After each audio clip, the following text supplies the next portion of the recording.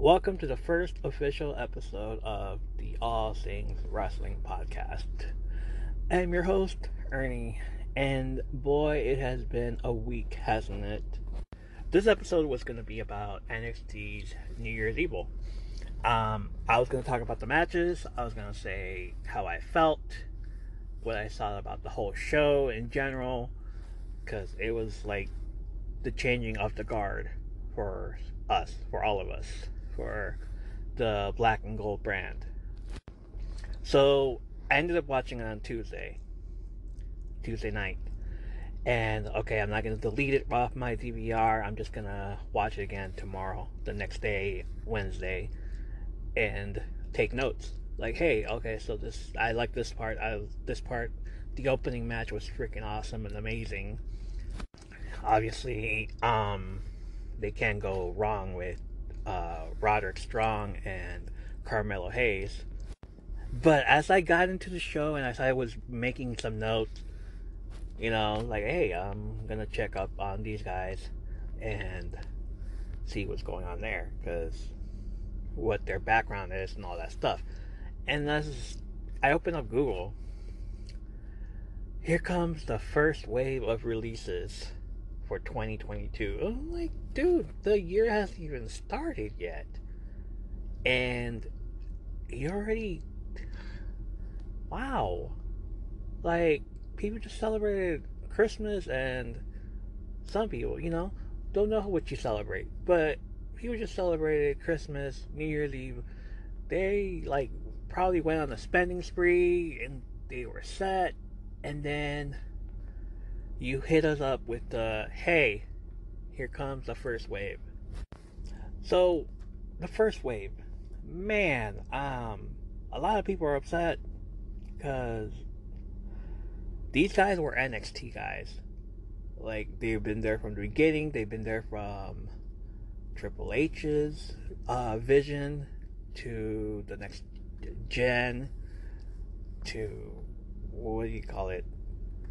The changings, and they were there for the black and gold brand, NXT 1, version 1. Wow. So the shocking list: referee Scott Armstrong, which I know we all know who that is, the Armstrong family. Wow.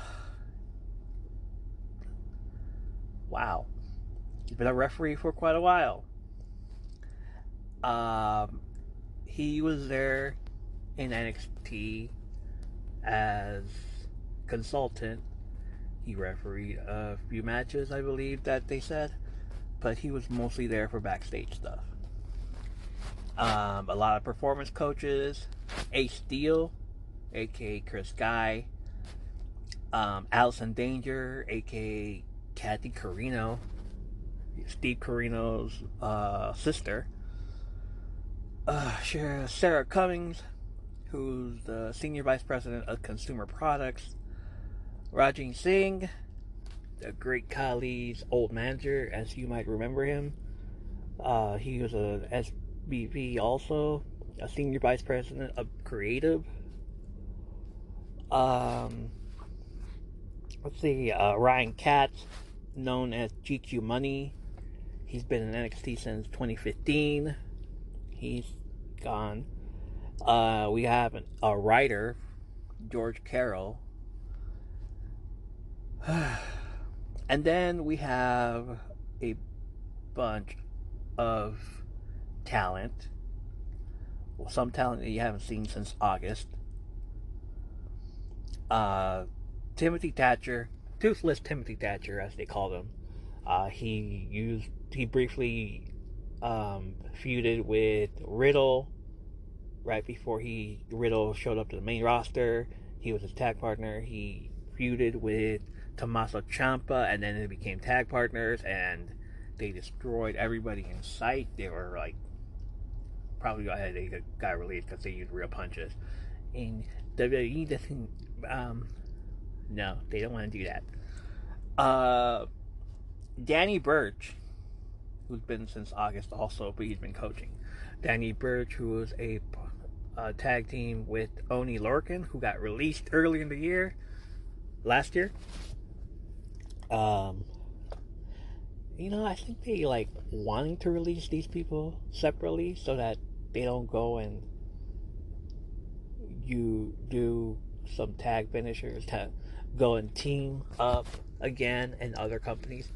But at the same time, don't they not realize that people talk to each other and they're still friends? Hachiman from Diamond Mine, the coach, Roderick Strong's coach, one of his coaches, he got released. And I'm watching that unfold, and then more people get released also. What's it called? Previously I watched the first match on NXT's New Year's Evil, which was Roderick Strong and Carmelo Hayes. And you can see Hachiman just, shouting out orders and stuff, telling Roderick, hey, do this, do that. But at the same time, as soon as that match is over, and it was a great match, Carmelo Hayes is now the new North American champion.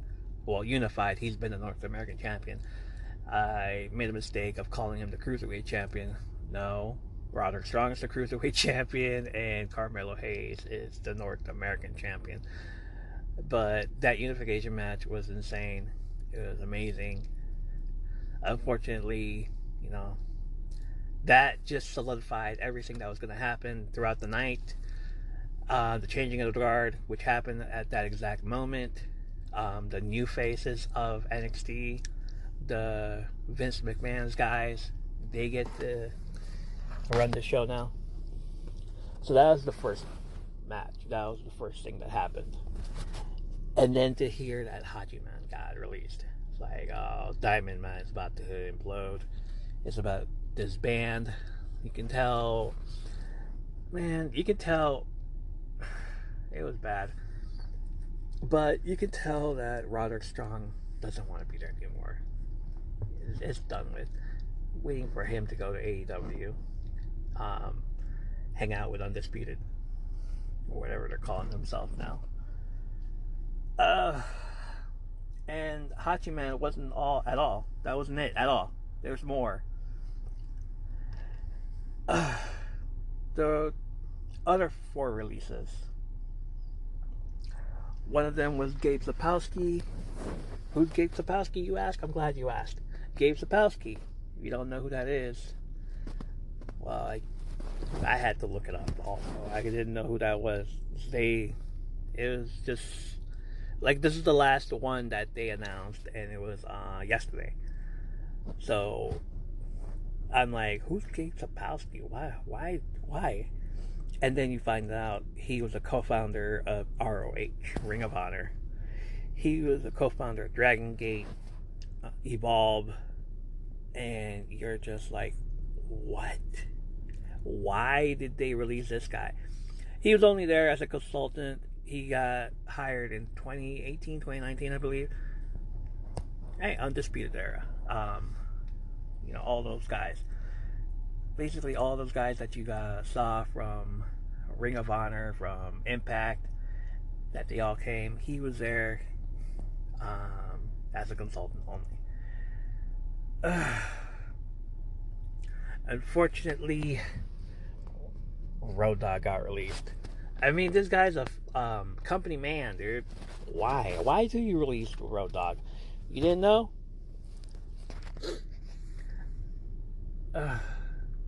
Formerly of Generation X, DX, the New Age Outlaws. Best friends, I guess, friends with Triple H, and like, I didn't think these guys would get released, and he's one of them. Next thing you know, Shawn Michaels gonna get released also. But Road Dogg got released. William Regal, who you all know he's the general manager of NXT forever, who you thought he was going to be the general manager of NXT forever, since the beginning, since the start. And as you all know, you heard it at the start of the show. Coheed and Cambria, Welcome Home. Like, that is so apropos that I chose that song. And he wasn't even, I was just going to put it up there. Before all these releases were announced, it was going to be up there. I was going to say, like, hey, the old NXT is dead. Welcome home. And then I see the releases. And finally, nail in the coffin. Give it up to the guy that got released twice within a year. Samoa Joe. Yes. Unfortunately, he has been let go. He was there as a scout after he got injured. Did he get injured? I understand he won the NXT Championship belt, and then, like, as soon as it hit that Triple H was going to be running anything at all, running this, it's going to be Vince McMahon. Sorry. It was going to be Vince McMahon's NXT 2.0 version. You hear the next day that Samoa Joe has relinquished the belt because of an injury. So there's that. And last year, and this is last year, WWE released more than 80 wrestlers. This year alone looks like 1, 2, 3, 4, 5, 6, 7, 8, 9, 10, 11, 12, 13, 14, 15 people already. Let's just call it at that. 15 people. Consultants, performance center coaches, all that. SVPs. Come on. And, as I was getting ready to just tell you about the show, NXT New Year's Evil, I just kept getting all these news about all these releases. And then people started chiming in. Former WWE SmackDown writer Freddie Prinze Jr. Yes, the actor. Freddie Prinze Jr., who used to write for the shows, decided to chime in also. And there was an interview he had done earlier in the year that after all those releases from last year, and then, these new releases recently, he wanted to build a brand because he believed in all these guys so much. He's a great writer. He can write and script and all that stuff. So let's go for it. Let me build a brand. But he wanted to, and he was trying to contact Keith Lee and Killer Cross. It's like, hey, no, if nobody wants you, I can have you. I want to build a brand around you guys. So just imagine that. The Scooby-Doo gang, Sarah Michelle Gellar running in the background, Buffy verse, all that stuff is now canon with wrestling. That's insane. So, what do you think? Obviously there's going to be more releases, but they're getting rid of Triple H's guys. They decided, hey, this is what we're going to do, and we're going to do it now. The Black and Gold brand is dead. This is the new version. This is 2.0. I'm sure Nick Khan has something to do with it. He's been on record as saying, out with the old, in with the new. Like, they want to speed up the process. They don't want anything that's old. They want to keep everything fresh. So that's what they're doing. Unfortunately, they had to get rid of people. And it wasn't even, I'm not even going to say budget cuts. At this point, we all just assume it's budget cuts. But really, it's just, we don't like what happened. We're just going to wash our hands off of this. So, with that said, John Laurinaitis, what do you say about that? I'd actually like to take this opportunity to wish Jonathan the best in all his future endeavors. Oh, my goodness. Thank you, John Laurinaitis. I'm sure those words are now copyrighted and engraved into your brain for the ends of time. I'm sure if you ever get a divorce from the Bella Twins' mom, those are the first words you're going to say after the divorce. I wish you well in your future endeavors. Okay, moving right along. NXT New Year's Evil. AJ Styles. Can we talk about AJ Styles just showing up at the show and having a feud with Grayson Waller? And I swear, if Grayson Waller wins this or gets a push out of AJ Styles getting beat, this is just ridiculous at this point. He comes out to the ring and tells the crowd that for his debut, he went to the Royal Rumble, straight to WrestleMania, all that stuff, Raw, SmackDown, but he's never showed up on NXT. Why now? Like, as a black and gold brand, I would have loved it if you showed up during that era, during the Undisputed era, during last year's War Games, during all that. But now in this 2.0, we all know why you're there now. Like, it's obvious. They want to increase ratings, so let's bring in AJ Styles. And there you go. That's basically it right there. Match number 2 saw Emporium versus Riddle and MSK. So, Walter, who I'm pretty sure you all know him. You know who he is by now. This big monster guy from the UK who just slaps. Like, I'm talking about those slaps, those chops. Those aren't chops. Those are deadly weapons. Those slaps, man, are insane. Not like I have to do a list of people that do chops, and he's on the top 10. I have to do a list pretty soon of the most dangerous. Are they dangerous? But those slaps are hardcore. His 2 matches from NXT UK. Well, 1 match from NXT UK and 1 match from last year's NXT TakeOver, where him and Leah. Oh shoot, I'm gonna butcher his name, but Ilya Dragunov, versus Dragunov, first match was insane. The second match, it was alright, just not as impactful with the slaps, with the chops as the first one. But unfortunately, you won't be seeing him in NXT UK anymore. He did not get released. No, he's coming to the States. He's coming here to the Americas. He has joined NXT full time. I believe him and his wife separated. He is now with another NXT UK girl.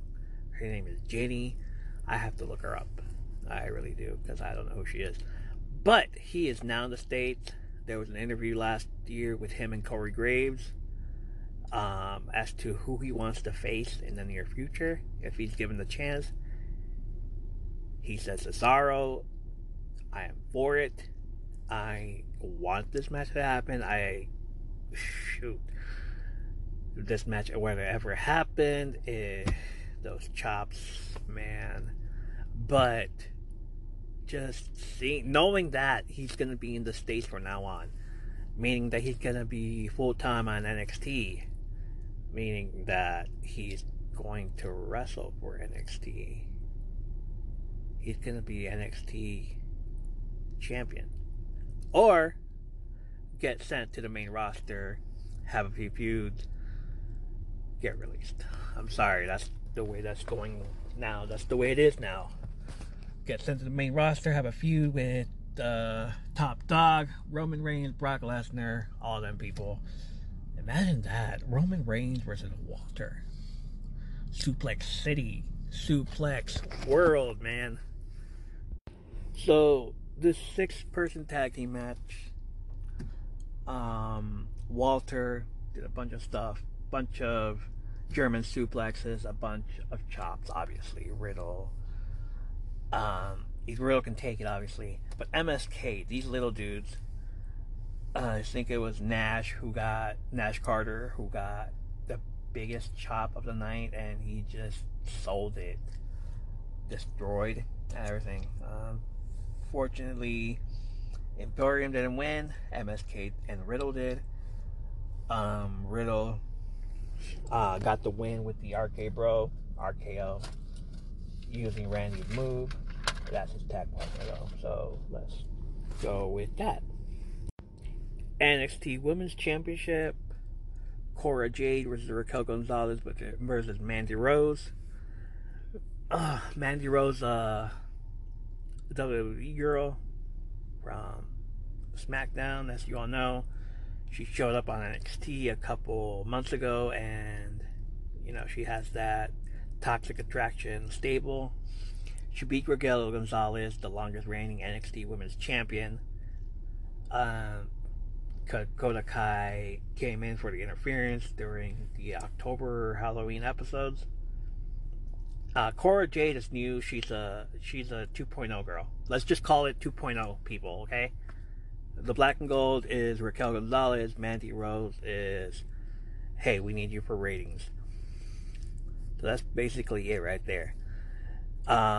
Each of them came in with a little flying, a vehicle, actually.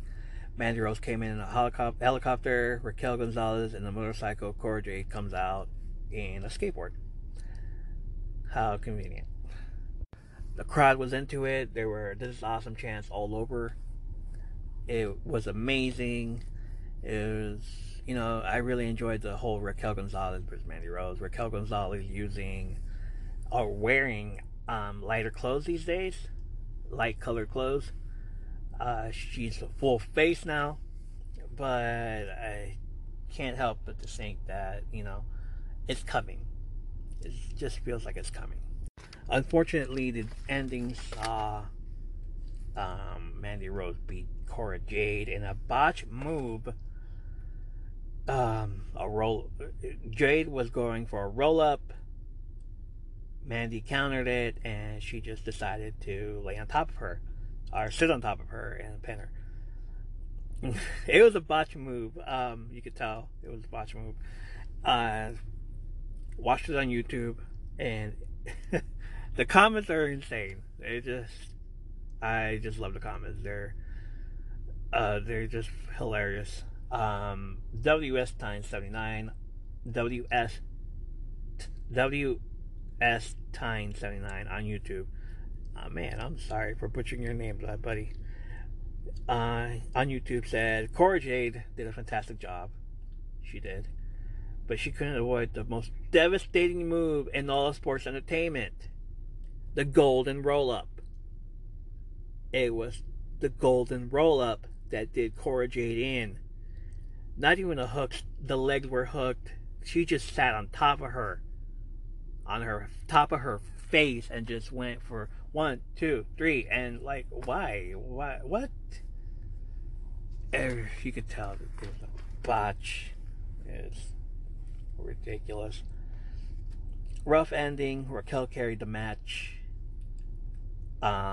She's on her way to the main roster, basically. If she doesn't get on the main roster, it'll be too late. She needs to be on the. She needed to be on the main roster since last year, but they needed to get rid of Dakota Kai as her partner first. Which is not. She's not even a bad person. Injuries and all that stuff. But Raquel Gonzalez is extremely awesome. If she goes to the main roster, feud against Rhea Ripley, her old feud on NXT, feud against Bianca Belair, feud against the big girls, or show up the Royal Rumble. Speaking of Royal Rumble, we'll talk about that in a few. Main event: Tommaso Ciampa versus Braun Breaker for the NXT World Championship, NXT title, NXT Championship. What do you call the NXT title? NXT Championship. That's it. Braun Breaker comes out first. They show the black and gold brand logo on his Titantron, on his little silhouette. Braun comes out. There's a bunch of chains hanging out. So he grabs the chains and pulls them down, as if to say, let's get rid of this. And the Titantron crashed, not the Titantron itself, but the GIF in the Titantron, it crashes down to smithereens, and it shows the new Colorful 2.0, because that's what Braun Breaker is about. He's about Colorful 2.0. Jeez Louise. So that little extra entrance right there, let's not just end it there. No, let's have another thing in there also. He walks a few steps forward. He sees an X right in front of him, and it's black and gold, obviously. He kicks it, and you could tell it's already like down the middle. So he kicks it, breaks it in half, as if to say, F the black and gold brand. This is the new 2.0 brand. Rawr, Braun Breaker. Cool it, Steiner. Just cool it. Yeah, he's a Steiner. You could... Oh, man. The references to him being a Steiner. Just call yourself Braun Steiner. Or whatever your real name is. Because I didn't even look it up. I don't really care about this guy. But he's a Steiner. He's Rick Steiner's son.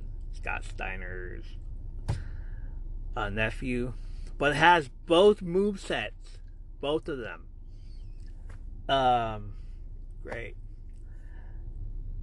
So, Tommaso Ciampa comes out next with the NXT belt. He looks over at the broken X sign, and he is just in disbelief. Oh no. Which gives him some motivation to go beat up this freaking guy. They get in the ring. Breaker no-sells the first chop from Ciampa. He just looks at him, laughs, and it's like, is that all you got? And then they go at it. Ciampa gets his face beat by Braun Breaker. He gets opened up on his eye. And the entire match after that is just, oh wow, okay. Crowd starts chanting "Fight Forever" because they look like they could have an awesome match at a takeover. They're not going to call it takeover anymore. You just know that 2.0 is going to be something else from now on. Like how In Your House was In Your House this, In Your House that, and then it gets taken down to whatever it was that's now Armageddon, In Your House, Mind Games, all that. So there's that. Braun Breaker does some spine busters. Scott Steiner, Frankensteiners, Scott Steiner clotheslines, Rick Steiner clothesline, Rick Steiner suplexes, power slams, all that stuff. He's just basically a hybrid of both of them. Why not hire Scott and Rick Steiner? No, let's just have this guy be a hybrid. The references, of course, they call them the Dog-Faced Gremlin, all that stuff. How many can they make? A lot, apparently. Finally, Breaker does the Flying Bulldog on Ciampa, the same way that his father would do it on his opponents when Scott would lift him up and do the tag team finisher. Does that, and then a Steiner recliner. Ciampa times out. Braun wins. New NXT champion. We're done. Announcers. with the pup has now become the dog-faced gremlin on NXT. Really? Can you? No. Why? Why would you? I guess. I'm just done with these references from him. Come on. Come on. All in all, it was a solid show. I mean, I did enjoy it on Tuesday night. I did enjoy it on Wednesday morning. I'm not enjoying it now once I'm reading all these people getting released. Because now it's just, why? Why go through all this just for the next day? It's like, alright, let's release some people. And Braun Breaker as the new NXT champion 2.0. Tommaso Ciampa's taking a few what is it, a day off? Some time off. He's taking some time off. He didn't get injured, he just needs some time off. So now, like, everybody from that Black and Gold brand is gone, basically. And the Undisputed Era is in AEW. Johnny Gargano is at home with his wife, getting ready for the kid to come out. Roderick Strong is the only one that's left. I mean, if he's gonna stay, then yeah, go for it. But who else? Man, that's rough. What a great show, isn't it? Too bad for the releases, though. I really do wish them well in their future endeavors. Some of them is going to go to Impact. Others are going to go to AEW. There's already been comments from these releases. Road Dogg wants to reunite with Billy Gunn in AEW due to New Age Outlaw saying again. Whoever else got released. Samoa Joe definitely has a job waiting for him on Impact or AEW. They would totally go for it there. Who else? William Regal definitely has a job. He's a great worker. The referees and the referee definitely is getting bookings. Everybody's getting booked. Not everybody, but people are getting bookings already. It's not the end of the world. WWE isn't the be-all, end-all of wrestling. Not anymore. It used to be a long time ago when they bought their competition, WCW. But now it's just, wait, we have other shows we can watch that, whatever. Since the WWE Network been gone and it's been moved over to the Peacock, it's like, I'm not really interested in it anymore. Not really interested in watching NXT anymore.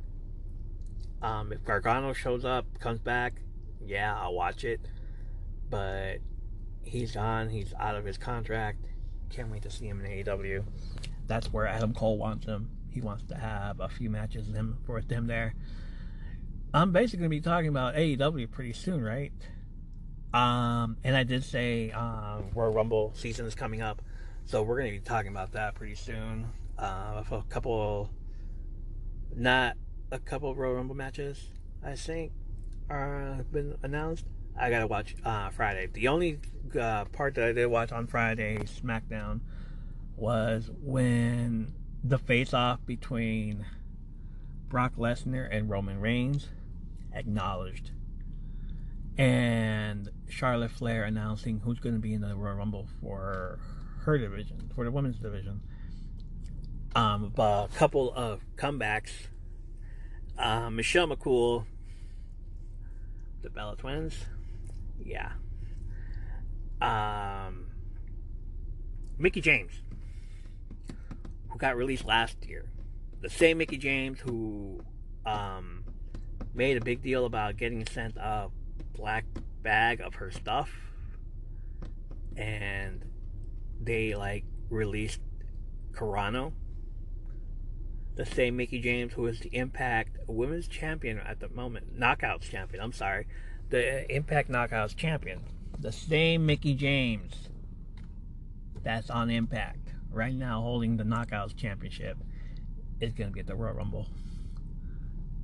There were others announced also, but the comebacks, like, of course they gotta like get these girls to come back because they just released half the roster.